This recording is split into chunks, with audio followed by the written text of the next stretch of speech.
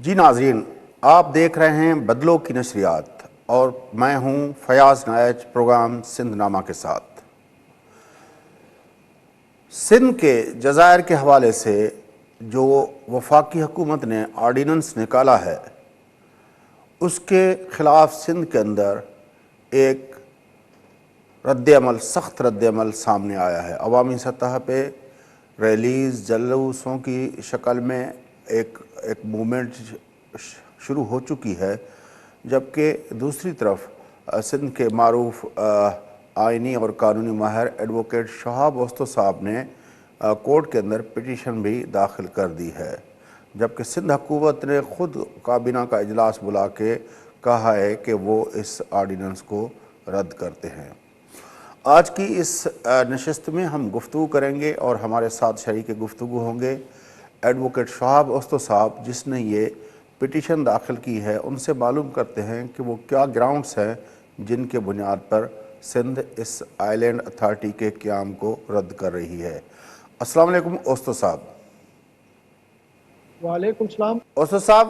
سوال یہ پوچھنا چاہ رہا ہوں کہ جو آپ نے کورٹ کے اندر پٹیشن داخل کی ہے، کیا گراؤنڈز ہیں، کیوں سندھ اس آئیلینڈ اتھارٹی کے قیام کو رد کر رہی ہے؟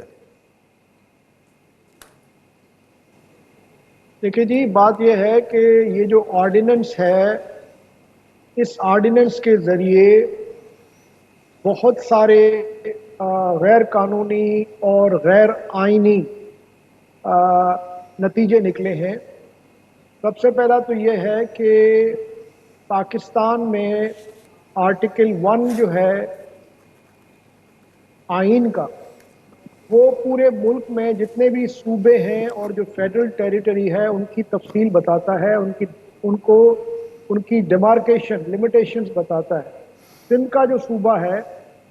اس میں یہ جو 2 جزیرے ہیں اور اس کے علاوہ جو 12 ناٹیکل مائلز تک سمندر کا علاقہ ہے وہ سندھ کے اندر ہے۔ اور آرٹیکل 1 میں جو سندھ ہے وہ سندھ آپ تبدیل نہیں کر سکتے، اس کی باؤنڈریز تبدیل نہیں کر سکتے جب تک آئین کو آپ امینڈ کریں، آئین کی آپ ترمیم کریں اور اس ترمیم میں سندھ کے لوگ شامل ہوں، یعنی سندھ کی اسمبلی 2/3 اکثریت سے اس آئین کی امینڈمنٹ کو، ترمیم کو جو ہے قبول کرے۔ یہ ہے سندھ کے جو ٹیریٹوریل باؤنڈریز ہیں ان میں کوئی ترمیم کرنے کا ایک سب سے پہلا جو شرط۔ اور پھر آپ جب اس کو تبدیل کرنے جائیں گے تو آئین میں جو شقیں دی گئی ہیں ان شقوں کے ذریعے ہی آپ ان کو ترمیم کر سکتے ہیں۔ دوسرا یہ ہے کہ جب انہوں نے یہ آرڈیننس نافذ کیا تو انہوں نے صدارتی آرڈر کے ذریعے وہ جو آئین کے اندر ترمیم کا جو شرط ہے وہ ختم کر کے آرڈیننس کے ذریعے انہوں نے سندھ کے بارڈرز کو تبدیل کرنے کی کوشش کی ہے، جس کی آئین میں کوئی گنجائش نہیں ہے۔ آپ کسی بھی صوبے کو یا ملک کے کسی بھی علاقے کو اگر آپ کو تبدیل کرنا ہے، اس کی آلٹریشن کرنی ہے، ایک جگہ سے دوسری جگہ کسی علاقے کو لے کے جانا ہے، آپ کو ترمیم کرنی پڑے گی۔ ریسنٹلی ہم نے دیکھا کہ جب فاٹا کو مرج کیا گیا اے پی میں تو 25ویں آئینی ترمیم کی گئی۔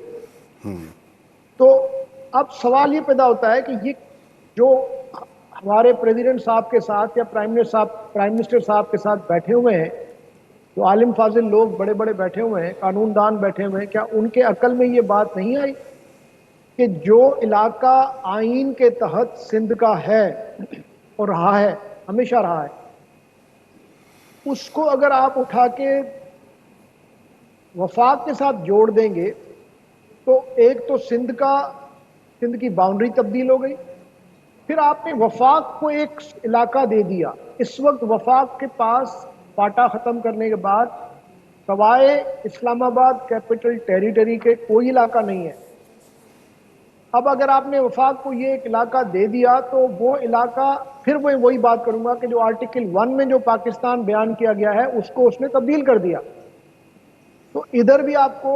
جو قانون میں شکلیں دی گئی ہیں 239 کے تحت آپ کو پھر امینڈمنٹ کرنی پڑے گی۔ لیکن تو یعنی اوستو دو صاحب، چیزیں انہوں نے کی، ایک تو انہوں نے سندھ کی باؤنڈری۔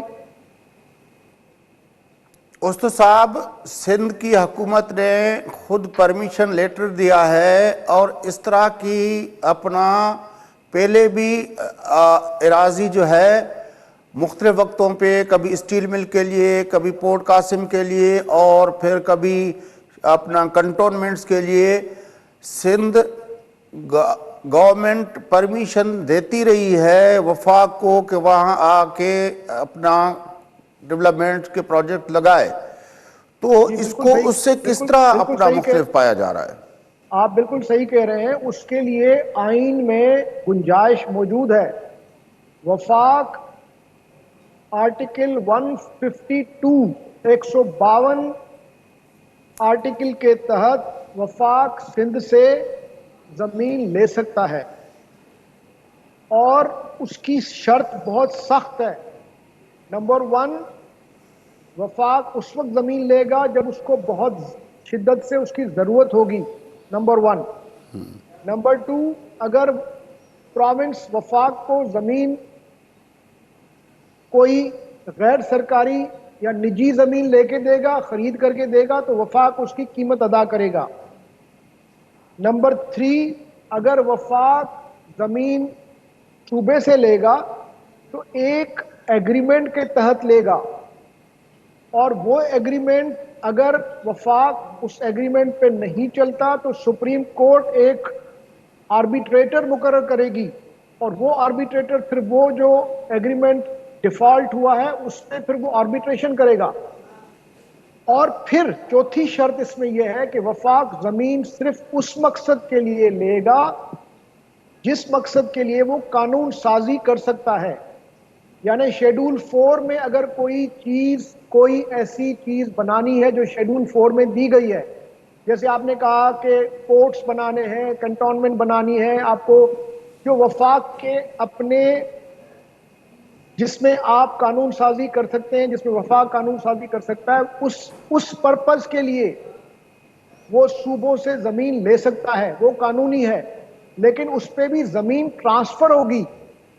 زمین پہ جو جورسڈکشن ہوگی وہ صوبے کی رہے گی۔ یہاں بالکل اس کے الٹ ہوا ہے،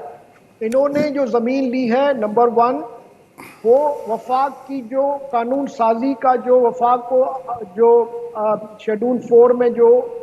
ایک ایکسکلوسیو رائٹ دیا گیا ہے جن سبجیکٹس پہ، ان میں یہ فال نہیں کرتا، کیونکہ یہ تو شہر بنا رہے ہیں، یہ تو جو ہے وہ ڈیولپمنٹ کر رہے ہیں، اور یہ انفراسٹرکچر بنا رہے ہیں، یہ شہر بنا رہے ہیں، بلڈنگیں بنا رہے ہیں، یہ تو کنسٹرکشن کر رہے ہیں۔ اس کے لیے وفاق نے کوئی اس کو ایکسکلوسیو سبجیکٹ نہیں دیا گیا، یہ تو سبجیکٹ پروونسز کے پاس ہے پہلے سے ہی، نمبر 1۔ نمبر 2، یہ زمین گورنمنٹ آف سندھ نے، اب تو وہ کہتے ہیں کہ ہم نے یہ نہیں دی تھی، لیکن یہ وفاق کہتا ہے کہ ہم کو زمین یہ زمین دے دی گئی تھی، جبکہ گورنمنٹ آف سندھ یہ زمین دے ہی نہیں سکتی۔ یعنی مستقل طور پہ اپنی کوئی ٹیریٹری سرنڈر، کوئی بھی گورنمنٹ اپنی ٹیریٹری سرنڈر نہیں کر سکتی جب تک آئین میں ترمیم ہو۔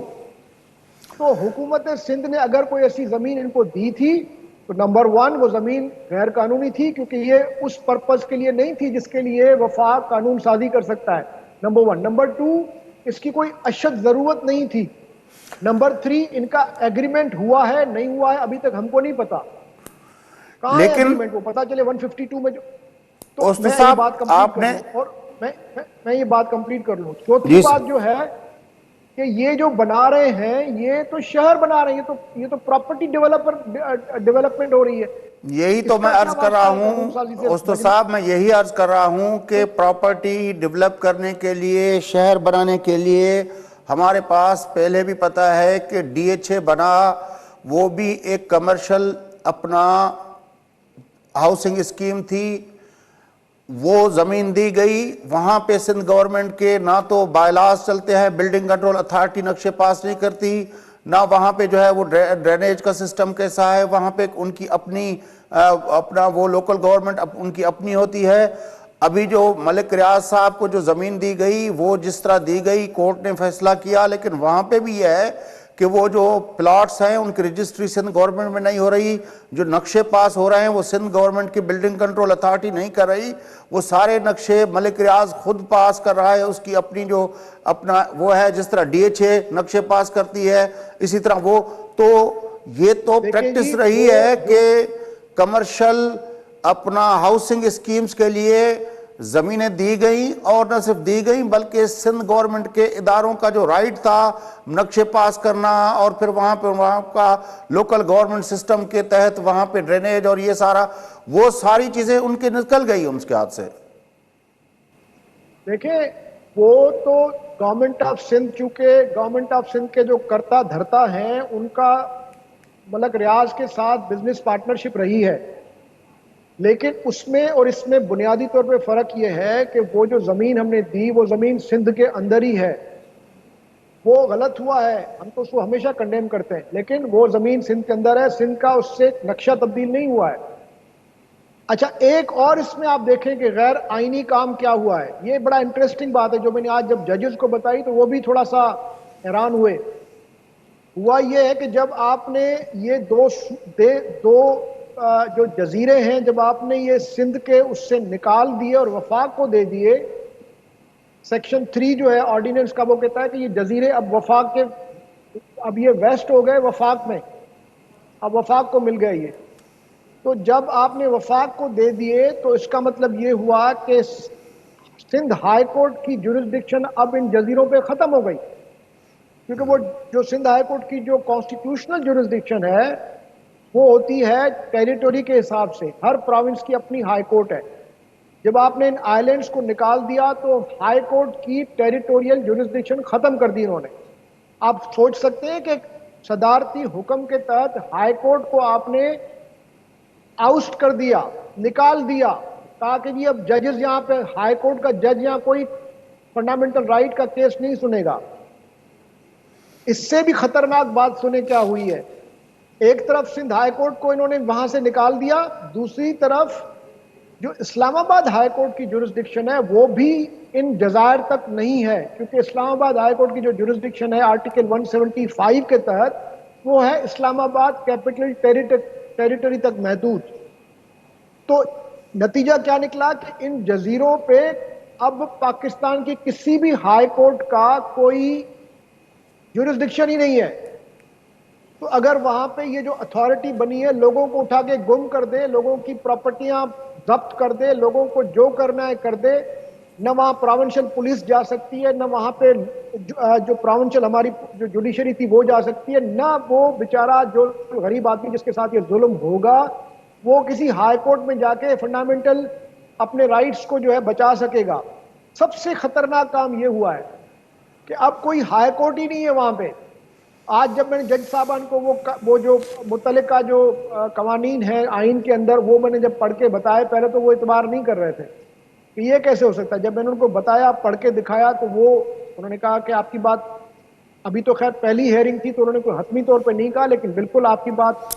کسی حد تک اس کو دیکھا جا سکتا ہے واقعی یہ کیا ہوا ہے، کس طرح ہوا ہے۔ نہیں آپ بتائیں کہ ایک صدر صاحب بیٹھے ہوئے ہیں آئین کے، وہ سب سے بڑے جو کسٹوڈین سمجھے جاتے ہیں ایگزیکٹو برانچ کے، جو ہیڈ آف دا اسٹیٹ ہیں، جو سارے صوبوں کی، پورے ملک کی اکائیوں کی جو ہے ایک سمبل ہے، وہ فساد پیدا کر رہے ہیں، وہ لوگوں کے بنیادی حقوق ان سے چھین رہے ہیں۔ دنیا میں ایسا کوئی ملک نہیں ہوگا جس میں آپ کسی سے ان کی جو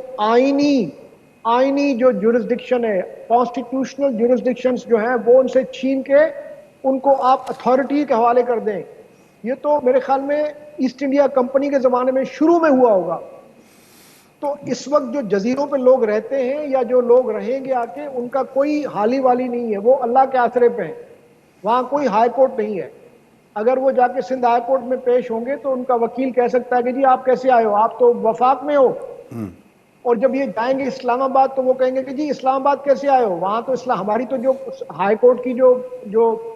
لمیٹیشن ہے وہ تو اسلام آباد ٹیریٹری تک ہے. بڑی میں نے یہی مہربانی، آج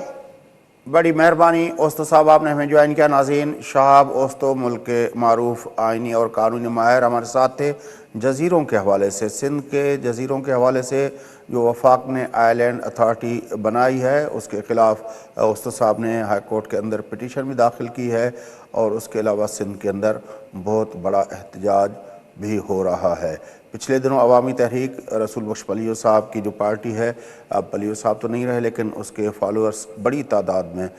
کراچی کے پریس کلب کے سامنے اکٹھے ہوئے اور ان لوگوں نے ریگل چوک سے مارچ کیا. ابھی 11 تاریخ کو ایک اور احتجاج ہو رہا ہے، ایس ٹی پی کی طرف سے ڈاکٹر قادر مکسی صاحب کر رہے ہیں، اور پھر سید جلال محمود شاہ صاحب کی جو کمیٹی ہے سندھ ایکشن کمیٹی، ان لوگوں نے بھی اس حوالے سے اپنا ایک لاہ عمل تیار کیا ہے. اس کے علاوہ سندھ کے ادیبوں، دانشوروں اور نے بھی ایک پریس کانفرنس حیدرآباد میں کی ہے. ان لوگوں نے بھی اس پہ سخت رد عمل کا اظہار کیا ہے. پورا سندھ اس وقت جزیروں کے معاملے پر وفاق کے اس آرڈیننس کے خلاف متحرک ہو چکا ہے. پروگرام کا وقت ختم ہوا چاہتا ہے. اگلے پروگرام میں پھر ملاقات ہوگی. اپنے میزبان فیاض ناج کو دیجیے اجازت.